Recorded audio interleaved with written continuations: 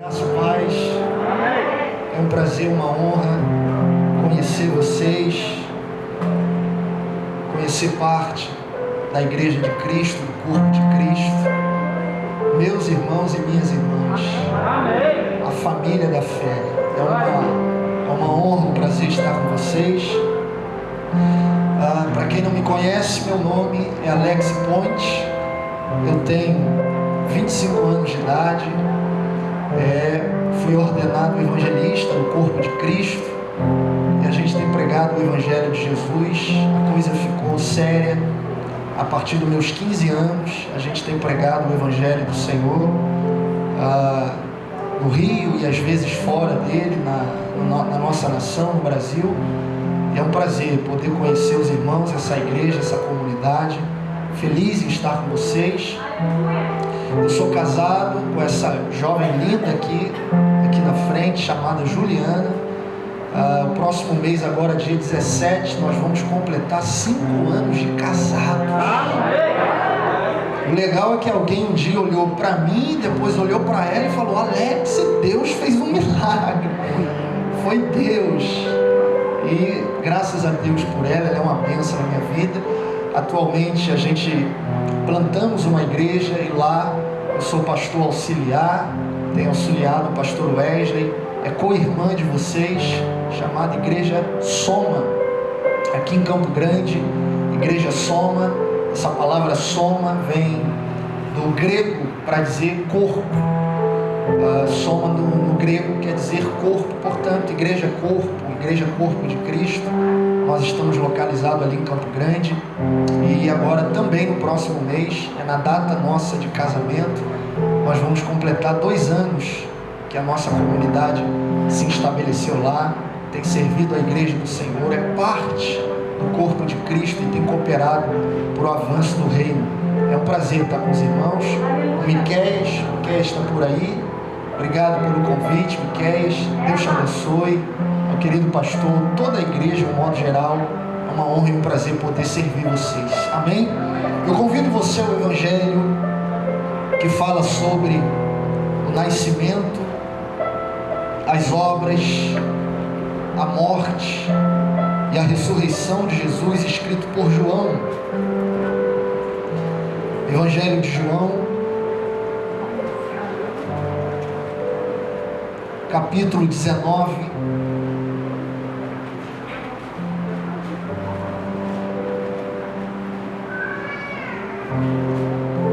Evangelho de João, capítulo 19,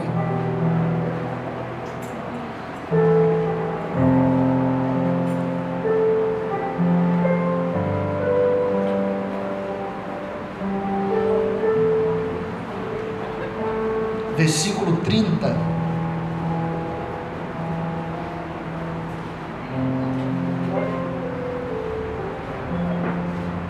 Evangelho de João, capítulo 19, versículo 30, diz o texto sagrado: quando, pois, Jesus tomou o vinagre, disse: está consumado. E, inclinando a cabeça, rendeu o espírito. Quando, pois, Jesus tomou o vinagre, disse: está consumado. E, inclinando a cabeça, rendeu o espírito. Vamos orar? Pai Santo, nós recorremos a Ti, Senhor, pois para onde nós iremos se só Tu tens as palavras de vida eterna? Pai Santo, pedimos para que o Seu Espírito nesse momento venha sobre nós com espírito de revelação e sabedoria, aplicando em nós a Sua palavra.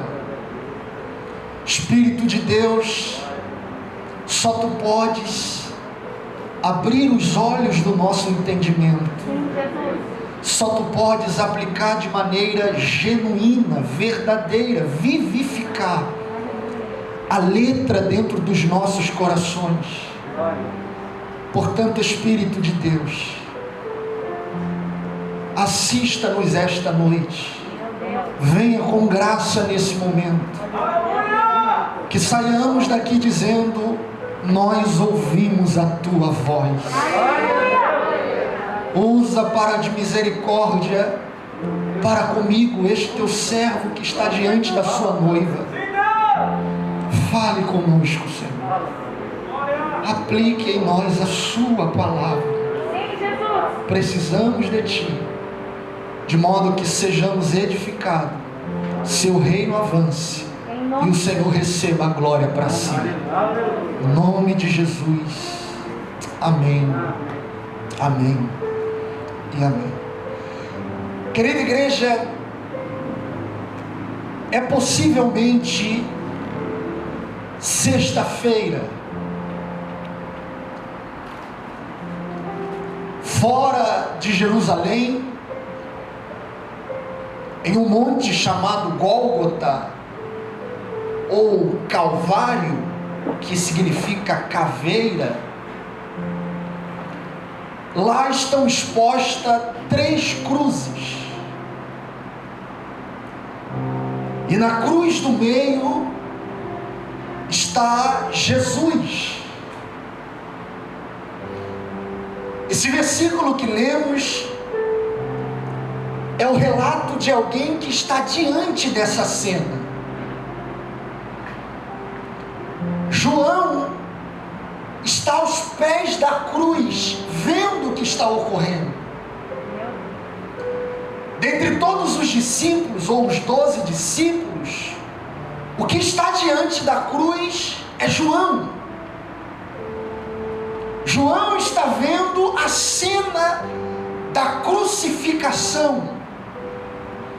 A gente encontra isso no versículo 25 e 26. Olha o que diz: junto à cruz estavam a mãe de Jesus e a irmã dela, e Maria, mulher de Clopas, e Maria Madalena. 26. Vendo Jesus sua mãe, e junto a ela o discípulo amado. Esse discípulo amado, portanto, é João.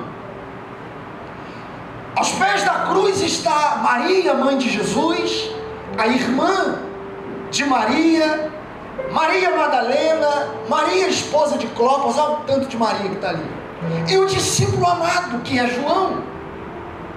João, portanto, está diante da cruz. João viu o que ocorreu lá. Esse relato não é de alguém que disseram como foi a crucificação. Esse registro é um registro histórico, verídico, de alguém que viu a cena da crucificação diante dele. Meu Deus. Portanto, lá está Cristo, dilacerado no madeiro. Foi golpeado pelos soldados romanos. Lá está Cristo na cruz, em agonia, sangrando. A morte de cruz era uma morte dolorida, porque ela era lenta. A pessoa morria asfixiada, não conseguia respirar, e ela morria por falta de ar no pulmão. Lá está Cristo, agonizando, dilacerado, padecendo. João está diante dessa cena. João está vendo o que está ocorrendo. Cristo foi crucificado aproximadamente às 9 horas da manhã. A Bíblia chama de hora terceira, segundo Marcos, capítulo 15, versículo 33. E nesse momento que nós lemos, o versículo 30, já são 3 horas da tarde. É chamado de a hora nona. Portanto, Cristo ficou aproximadamente 6 horas na cruz, em agonia, em dor. E o versículo Versículo 30, quando Cristo está na cruz, após colocarem o vinagre na boca dele, ele disse: está consumado. Está consumado. E é em cima dessa expressão de Cristo que eu quero pregar aos irmãos com a ajuda e a graça do Espírito de Deus. Está consumado. No grego essa palavra é tetelestai. As conotações delas são: está pago, está feito, está realizado, está terminado, está finalizado, está concluído, está realizado, está feito, está consumado. São esses os termos para essa palavra. Ela aparece aproximadamente 136 vezes no Antigo Testamento e 19 vezes no Novo Testamento. Está feito, está consumado, está realizado, está concluído, está acabado. E em cima dessa expressão que Cristo disse: está consumado, está feito, está terminado, tetelestai. Em cima dessa expressão, eu quero pregar aos irmãos o que Cristo concluiu, o que Cristo fez para dizer está feito. O que levou Jesus na cruz a dizer está feito. O que ele fez que levou ele a dizer está feito, está consumado. O que ele consumou? Eu tenho aqui 4 coisas que Cristo fez para dizer está feito. Ele disse está feito. O que ele fez? Número 1, na cruz, Cristo realizou a maior obra que nenhum homem poderia realizar, somente ele. Aleluia. Cristo disse está feito. O que? Ele levando sobre si, aleluia, todos os nossos pecados. Aleluia. Cristo disse está feito. O que ele fez? Levando sobre ele todos os nossos pecados. Agora a pergunta é, Alex, da onde veio o pecado? O que é pecado? Como surgiu? Os nossos representantes, Adão e Eva, transgrediram contra o Criador. Comeram do fruto da árvore do conhecimento do bem e do mal. E ao comer aquilo que Deus não propôs para eles comerem, eles desobedeceram o Criador, e com isso o pecado entrou no mundo. O pecado entrou com a desobediência de Adão. Com isso o homem se corrompeu, fugiu de Deus. O homem olhou para si e viu a sua nudez, a sua corrupção. Ele perdeu a pureza, a santidade. A imagem e semelhança que havia neste homem foi corrompida. E agora ele está fugindo de Deus. Você lembra no Éden? Ao cair a tarde, Deus entrava no Éden para se relacionar com eles, conversar com eles. Era um relacionamento íntimo, profundo, amoroso. Deus com o homem com Deus. Deus aparecia no Éden e o homem corria para o Criador. E eles conversavam durante o dia inteiro. Agora o pecado entrou no Éden. O homem caiu. Na teologia é chamado de pecado original. Ali que surgiu a origem do pecado. E sabe o que é interessante? Todo dia Deus entrava no Éden, sim ou não? Sim ou não? Quando o homem pecou, Deus deixou de entrar? Sim ou não? Porque o pecado não afasta Deus do homem. O pecado afasta o homem. Mesmo o homem pecando, Deus foi lá dentro do Éden, dizendo: Adão, onde estás? Não entenderam? Só nisso aqui já há graça. Porque o homem pecou e Deus poderia dizer: fica abandonado. Mas o homem pecou e Deus foi lá dentro dizendo: onde estás? O homem peca Vocês estão aí? Vamos lá? Comunidade rara. Eu amei esse nome de vocês. Só ela deu O homem peca, Deus entra no Éden do mesmo jeito. Mas agora o homem não corre para Deus, o homem foge de Deus. Porque o pecado faz o homem correr de Deus. Mesmo assim Deus vai lá. Deus pergunta, por que ele está se escondendo? Ele põe culpa na mulher, a mulher põe culpa na serpente. Segundo, o pecado faz o homem correr de... Primeiro, o pecado faz o homem correr de Deus. Segundo, o pecado faz o homem nunca se ver como culpado, culpa outro. Ele começa a culpar a mulher começa a culpar o diabo, a serpente. E é um protótipo do que já vai acontecer na cruz.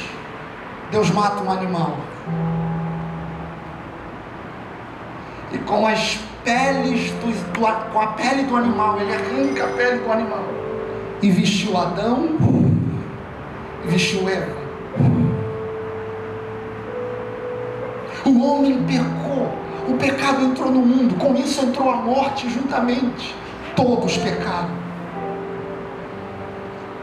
Todos estão com uma natureza pecaminosa. Todos vieram ao mundo pecadores, por causa da desobediência do nosso representante Adão. E você conhece a história: o primeiro assassinato, o dilúvio, os homens bebendo iniquidade, Sodoma e Gomorra, pecado, o homem pecou.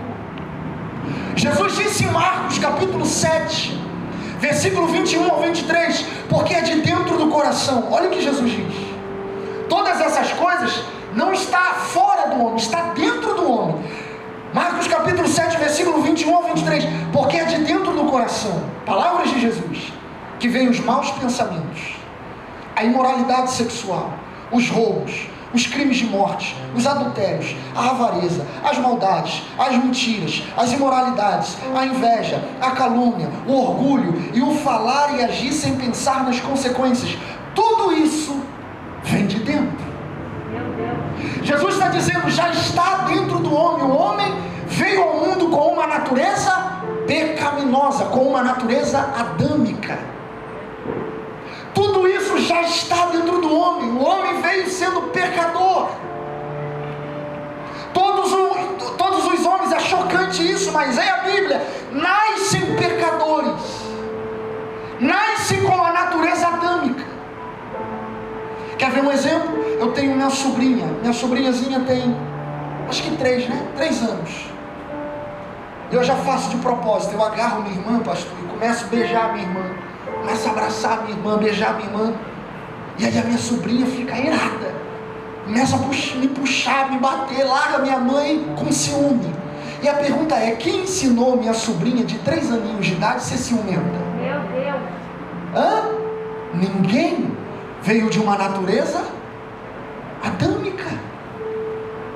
Quer ver outro exemplo? Bota 2 criancinhas, uma com brinquedo e a outra sem. A que estiver sem brinquedo, tomar o brinquedo da outra e começar a brincar com o brinquedo dela. Quem já viu essa cena? Acontece 2 coisas. A que foi tomado o brinquedo, ou ela vai ter um ataque de choro, de nervo, começar a chorar, ou ela vai virar um leão e sentar a mão na outra. Sim ou não? Quem ensinou ela a ser egoísta? Ninguém. Já veio de uma natureza. Ela é pecadora, mas ela não tem consciência. Por isso que se ela vier a óbito, ela está com o pai. Ela não tem consciência disso. Mas todos nascem assim, com essa natureza adâmica. Todos nasceram pecadores. Todos pecaram, sem exceção de ninguém. Vai ver onde vamos caminhar. Paulo diz em Romanos capítulo 3, versículo 9, que concluiremos então? Estamos em posição de vantagem? Falando dos judeus, nós estamos em vantagem por sermos judeus? E ele responde, não. Já demonstramos que tanto judeus quanto gentios estão debaixo do pecado. Paulo em Romanos capítulo 3, ele está falando dessa depravação total do pecado. Não houveram a lei de Deus que foi foram eleitos por Deus, Deus se revelou a eles, fez deles uma nação quando eles eram escravos lá no Egito. Paulo diz: nem os judeus estão livres, todos pecaram. E ele usa essa expressão: estão debaixo do pecado. E aí John Stott disse que o pecado está em cima do homem, pesa sobre o homem e é um fardo esmagador. O homem sem Cristo está debaixo das ordens do pecado, sob a autoridade do pecado, sob o domínio do pecado, e é incapaz de escapar dele. Judeus e gregos estão debaixo do pecado, esmagados sob o seu peso, escravizados sobre a sua tirania, dominados pelas suas algemas. É o pecado que diz para o homem: direita, e não tem como ele não ir para a direita. É o pecado que domina o homem: esquerda, e não tem como ele ir para a esquerda, parte da natureza dele. Ele é escravizado, dominado. Paulo continua ainda em Romanos capítulo 3, versículo 10, como está escrito: não há um justo sequer. Ou seja, todos estão aquém do padrão da perfeição. Não há um justo sequer, todos estão aquém de quem Deus disse para sermos, por conta do pecado. Todos se tornaram universalmente mal. Versículo 11 ele continua: não há quem entenda. A mente do homem tornou-se obscurecida para compreender as coisas espirituais. Se perdeu lá no Éden. O homem não consegue compreender a verdade de Deus ou entender o seu padrão de justiça. Versículo 11, Paulo diz: não há quem entenda e não há quem busque a Deus. A inclinação do homem é fugir de Deus. A tendência natural do homem é de buscar os seus próprios interesses. Todos pecaram. Versículo 12, Paulo continua: todos se desviaram, tornaram-se juntamente inúteis. A ideia é como um sal que perdeu o sabor, ou a fruta podre que não serve mais para nenhum propósito útil. Todos pecaram. Versículo 12: não há quem faça o bem, não há um sequer. 23: pois todos pecaram e estão destituídos da glória de Deus, ou seja, carecem da glória de Deus, estão distantes dessa glória. Todos pecaram, sem exceção de ninguém. Todos caímos no Éden. Se todos pecaram, a Bíblia diz que o salário do pecado é a... Então, o que toda a humanidade merecia é... Todos nós merecíamos um boleto chamado morra. Todos pecaram. Com isso resulta que todos nós somos culpados e todos nós estamos sob a condenação divina. Mas eis que surge a mensagem de hoje, ou melhor, a mensagem antes da fundação do mundo. Aleluia! Eis que surge o Evangelho. Tem alguém aí? O Evangelho é boas notícias. Aleluia! Boas novas. Aleluia! Todos pecaram. E qual é a solução de Deus para essa situação trágica?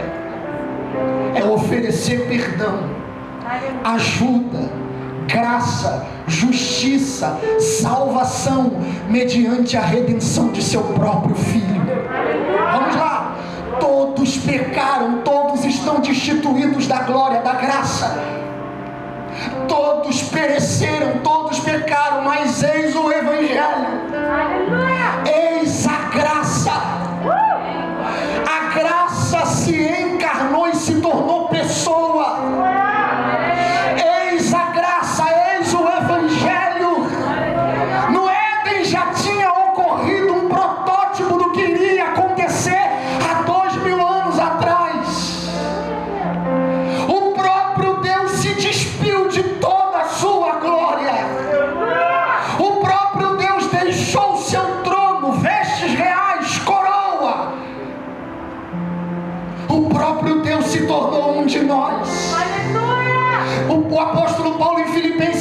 sendo Deus, não teve por usurpação o ser igual a Deus, mas antes abriu mão de toda a sua glória, se tornou um de nós, um da nossa espécie, um ser humano. O divino, o Criador se tornou criatura, o Rei se tornou servo, o infinito entrou no espaço, no tempo, entrou milagrosamente dentro da barriga de uma virgem,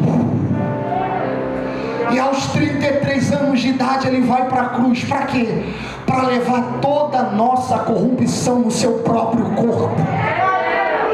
Na cruz, Cristo está levando sobre si os nossos pecados. Abraão não podia fazer isso porque veio de Adão também. José não podia fazer isso porque veio de Adão também. Todos pecaram. Eles eram apontamento do Cordeiro de Deus que viria. Certo dia está o profeta João Batista batizando os homens à beira do Rio Jordão. E de repente João levanta a cabeça e vê um homem andando à beira do rio. E ele diz: está vindo ali. Em primeiro lugar, eu não sou digno de tirar as sandálias dos pés dele. Segundo, eu batizo só com água. Ele batiza com o Espírito Santo e com fogo. Terceiro, ele é o Cordeiro de Deus, que tira o pecado do mundo. Os animais da antiga aliança não tiravam o pecado de Israel, cobria o pecado da nação. Por isso que todo ano o sumo sacerdote tinha que ir lá oferecer sacrifício de novo. Mas João Batista diz: está vindo um aí que não vai precisar entrar no Santo dos Santos todo ano.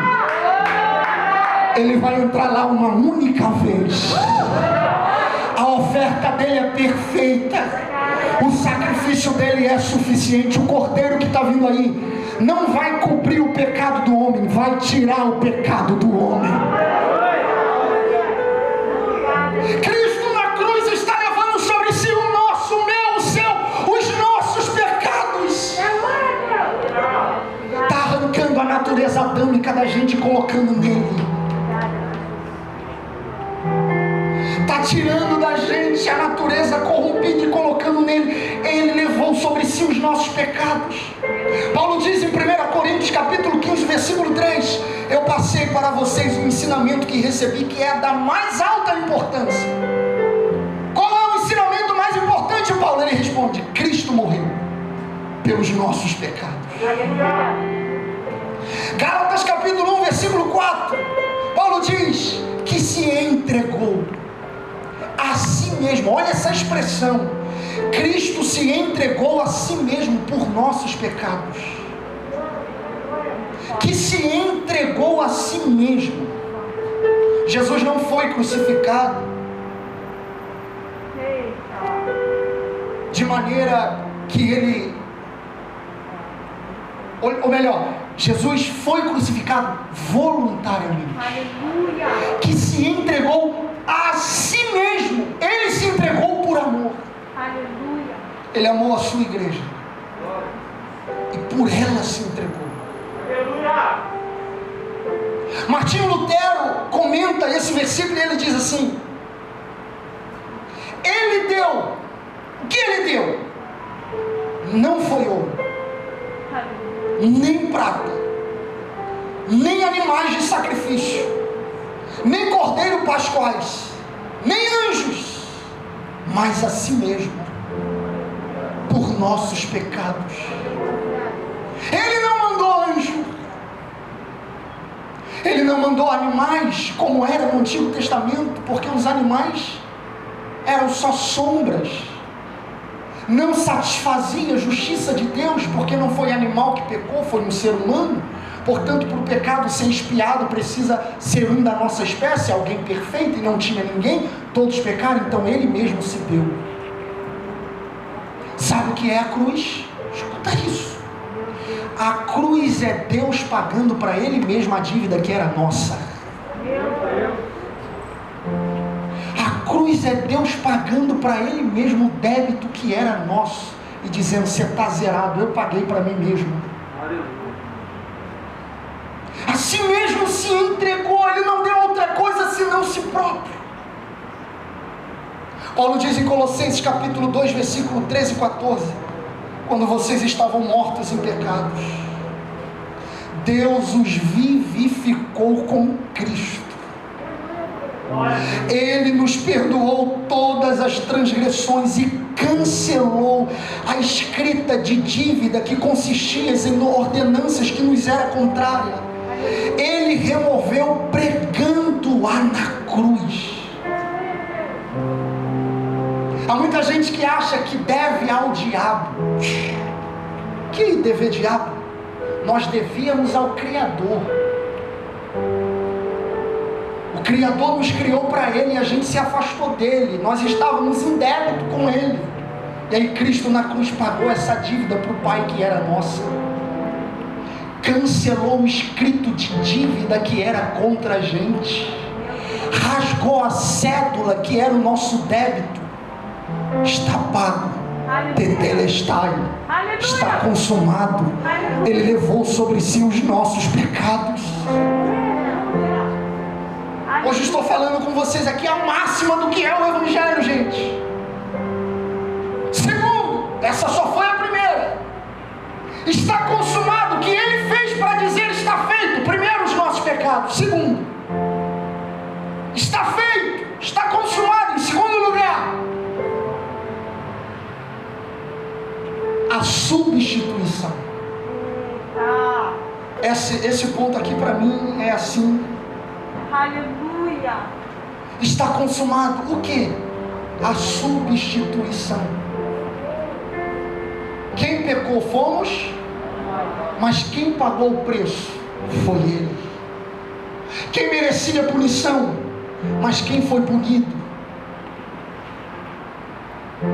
Cristo na cruz nos substituiu. O profeta Isaías, aproximadamente 800 a 700 anos antes de Cristo, já teve vislumbre e profetizou do que aconteceria. Ele disse no capítulo 53, versículos 5 e 6, Isaías diz: mas Ele foi transpassado pelas nossas transgressões. Opa!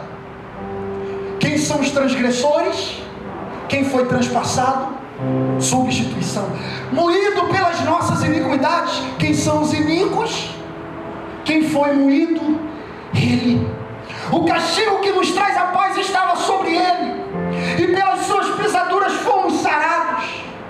Todos nós andávamos desgarrados como ovelhas, cada um se desviava pelo seu caminho, ou seja, cada um vivia o seu modo de viver. Estávamos longe dele, desviados, mas o Senhor fez cair sobre ele a iniquidade de todos nós. O profeta Isaías está profetizando, dizendo: Ele vai nos substituir. Nós estávamos longe, transgredindo, iniquidade, pecadores, e Ele assumiu o nosso lugar. Meu Deus. Ele foi moído no seu lugar, transpassado no seu lugar. Agora, paz-me os senhores. Não foi moído apenas pelos soldados romanos. Isso é fichinha. Quando Jesus diz no Getsêmani: Pai, se for possível, afasta de mim este cálice. Ele orou 3 vezes isso. Mas todavia seja feita a sua vontade. Jesus não estava com medo dos soldados romanos, não, meus irmãos. Jesus não estava com medo do espinho, nada disso. Até porque os seus discípulos e a sua igreja tiveram mortes até piores. O próprio Pedro disse: eu não sou digno de morrer igual meu Senhor. Me mata, me pendura de cabeça para baixo. No primeiro século da igreja, cristãos morriam na arena sendo mortos por leões. Jesus não estava com medo dos soldados romanos quando ele disse: se possível, afasta de mim esse cálice. O pavor de Cristo ali, desse cálice que ele teria que beber, era a ira do próprio Pai que cairia sobre ele. Era o afastamento de Deus dele por Ele se tornar pecado em nosso lugar. Ele foi sempre um com o Pai, e agora Ele iria se ver longe, separado do Pai. Ele ficou com pavor. O Pai iria esmagar Ele, porque Ele se tornou pecado no nosso lugar. Cristo ia beber todo o cálice da ira de Deus. A ira que teria que cair sobre nós, caiu sobre Ele. Cristo nos substituiu. John MacArthur disse assim: Jesus não sofreu por causa dos nossos próprios pecados. Aliás, por causa dos seus próprios pecados, uma vez que Ele nunca pecou. Mas Ele sofreu como nosso substituto. Cristo sofreu o castigo e a condenação no nosso lugar. Ele recebeu a ira de Deus que era nossa. Ele tomou o seu lugar. E disse: Pai, não vira o cálice da sua ira sobre ela, vira sobre mim. Pai, não esmaga Ele, não seja separado eternamente dele. Eu me torno separado de Ti. Cristo nos substituiu. O Antigo Testamento já apontava para isso. O animal no Éden era Ele nos substituindo. Quem pecou? O animal ou Adão? O animal era inocente. Quem morreu? Adão ou o animal? O animal morreu. No Moriá, Abraão está lá com Isaac. Isaac é poupado e um cordeiro é morto no lugar de Isaac, apontando o que Cristo faria. E nesse próprio dia, quem seria morto naquela cruz? Aquela cruz não era de Cristo, era de um homem chamado Barrabás. Meu Deus. Barrabás, um homem corrupto. Barrabás era um assassino. Já estava prestes a morrer e Cristo tomou a cruz que era dele, apontando para a gente: vocês eram os Barrabás, mas eu tomei a cruz que era sua. E eu perguntei, falei: meu Senhor, por que não fizeram uma cruz para Cristo? Ele tomou a cruz de Barrabás. Eu compreendi à luz das Escrituras que Cristo não veio ao mundo para ter uma cruz para si. Ele veio ao mundo para pegar a cruz de outro. Ele pegou a nossa cruz. Ele nos substituiu. Ele tomou o nosso lugar. Jesus esteve diante de um tribunal, esteve sob julgamento. Um julgamento injusto de um tribunal corrupto, mas Ele não reclamou. Igual a ovelha perante os tosqueadores, Ele ficou calado. Ele foi golpeado, espancado, morto, para nos substituir. Ele recebeu a condenação que merecíamos. Ele encarou o julgamento que deveria ser nosso. Na cruz é o único lugar que Jesus chama Deus de Deus e não de Pai. Em todo o Evangelho você vai ver Jesus chamando Deus de Pai. A cruz é o único lugar que Ele chama Deus de Deus. Na cruz Ele brada: Eli, Eli, lama sabachthani. Deus meu, por que me desamparaste? Na cruz Deus chama Deus de Deus e foi separado do Pai, para que nós chamássemos Deus de Pai e nunca mais fôssemos separados dele. Aleluia. Ele nos substituiu. Tem alguém aí? Há uma frase do pastor José Mabessa que eu amo. Ele diz assim: Deus esmagou o seu amado filho algumas horas para não nos esmagar eternamente. Ele nos substituiu. Terceiro, e eu começo a concluir: está consumado. O que Ele consumou para dizer está consumado? Levou o nosso pecado e nos substituiu. Terceiro, está feito, Pai. Ninguém tinha acesso. Só o sumo sacerdote tinha esse privilégio de ano em ano ter acesso a fagulhas da presença de Deus. Ninguém tinha acesso, existia um véu que separava. Mas Cristo consumou a sua obra na cruz, nos dando acesso ao Pai. O escritor aos Hebreus, no capítulo 10, versículo 19 e 20, ele diz: por isso, irmãos, por causa da morte de Jesus na cruz, nós temos completa liberdade. De que, escritor aos Hebreus? De entrar no lugar santíssimo por meio da cortina, isto é, por meio do seu próprio corpo. Ele nos abriu um novo e vivo caminho. Escuta isso, enquanto os soldados romanos batiam no seu corpo, era a cortina sendo aberta. Batia no seu corpo, pedacinho da cortina rasgava mais. Batia no seu corpo e a cortina rasgava mais. Batiam nele, ele era o próprio véu que abriu um novo e vivo caminho, dizendo: você tem acesso ao Pai agora. Você tem acesso ao Pai agora. Vai para o lugar santíssimo, no Santo dos Santos. Você tem agora acesso ao trono da graça. Você tem acesso ao Pai, juntamente ao Pai. Cristo abriu no seu próprio corpo um novo e vivo caminho. Um reino de sacerdotes, uma nação de sacerdotes que todos têm acesso. Está consumado o caminho que Ele abriu a Deus, nos deu acesso. Jesus se tornou Filho do homem para que nós nos tornássemos filhos de Deus. Aleluia. E eu encerro em quarto lugar. Está consumado, está feito. Em quarto, o que Ele disse? Está feito, está consumado. Em quarto lugar, a vitória dele sobre Satanás e os demônios. Oh, aleluia! Oh, aleluia! Oh, aleluia! Aleluia! Aleluia! Aleluia! Aleluia! Na cruz ele venceu Satanás e os seus demônios.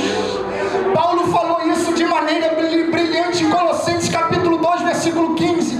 Olha o que Paulo diz: e tendo despojado os poderes e as autoridades, ou seja, tendo despojado aqui tirou de Satanás e os seus demônios todas as suas armas contra a igreja. E tendo despojado os poderes e as autoridades, fez deles um espetáculo público, triunfando sobre eles na cruz.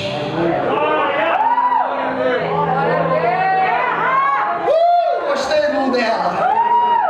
Cristo triunfou sobre Satanás e os demônios na cruz. E essa expressão aqui, triunfo, Paulo usa na época os romanos. O que era o triunfo romano? Era o general montado no seu cavalo, todo o seu exército com ele, entrando dentro de Roma. E atrás do general e dos seus soldados estavam os inimigos que foram vencidos e os despojos, as armas deles, o ouro, a prata. Eles venceram uma nação inimiga e agora eles estão voltando para Roma vencedores. Paulo usa esse termo, triunfo, era o triunfo romano. E aí ele diz, ele triunfou, foi um espetáculo público. O mundo espiritual viu, os anjos viram esse espetáculo. Qual? Cristo montado no seu cavalo, Satanás e os demônios acorrentados atrás, Cristo vencedor, triunfando sobre eles. Satanás e os demônios não têm arma mais contra a igreja. É por isso que Jesus diz: as portas do inferno não prevalecerão contra a igreja de Cristo.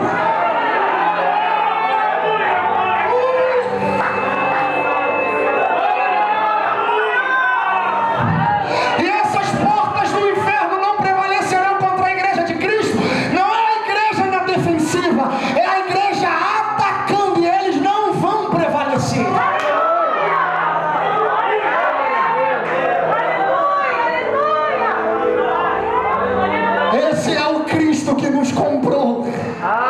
Esse é o Cristo que nos salvou. Esse é o Cristo que fez de nós povo dele.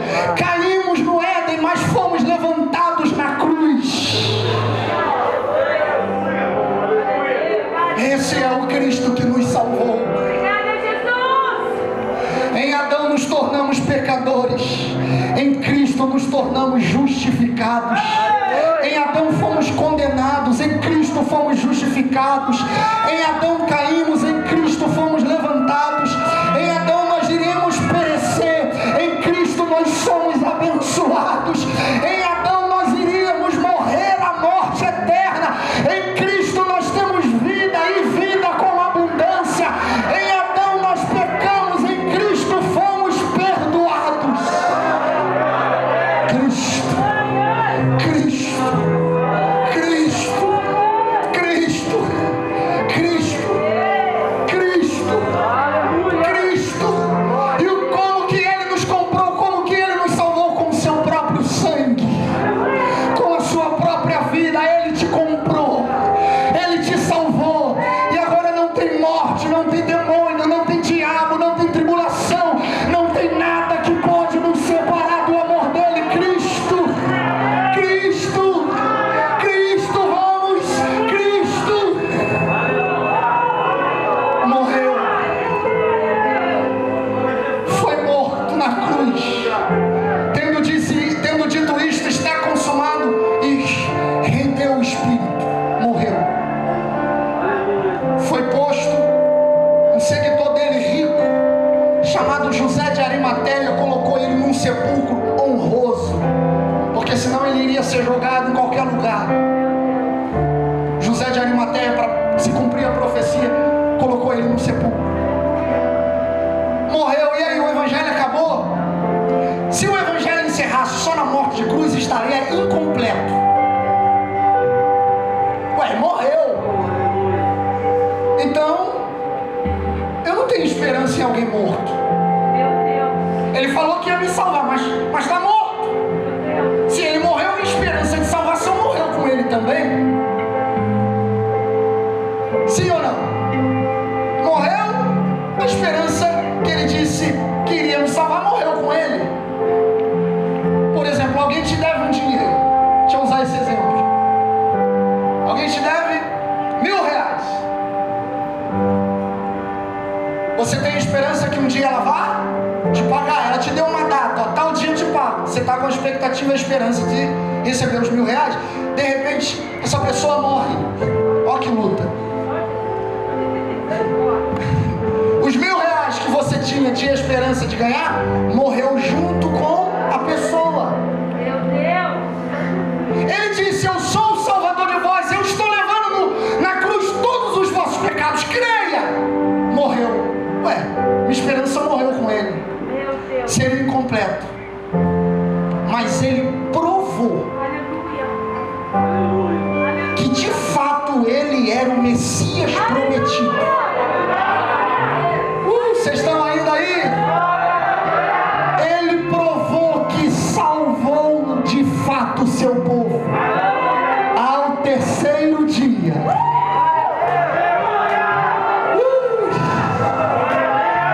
A morte não pôde segurá-lo.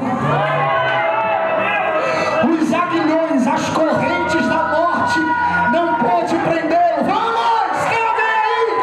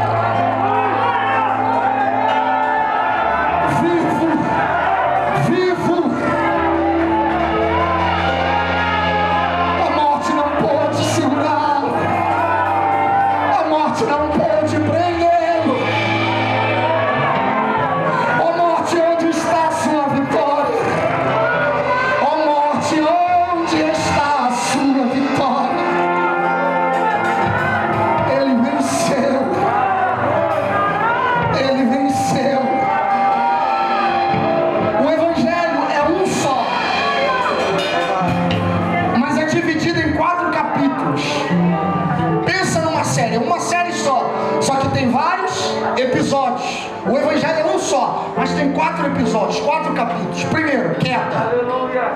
O homem pecou. Segundo, redenção. Deus salvou o homem. Terceiro, queda, redenção. Terceiro, pulei um.